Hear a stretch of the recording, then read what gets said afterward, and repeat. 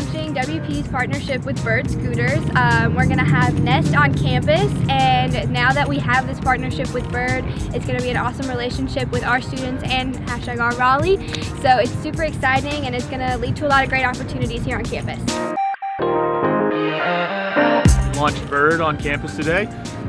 We've added 5 nests around campus for the students to use, 5 nests for the birds to be placed on for the students to use. Lets them get off campus a little bit more flexibility in their transportation options and their mobility options.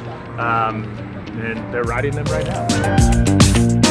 We will honestly be able to ride through downtown Raleigh, explore downtown. It'll be a great experience for the students, especially since we're so close to downtown. So it's going to be super exciting.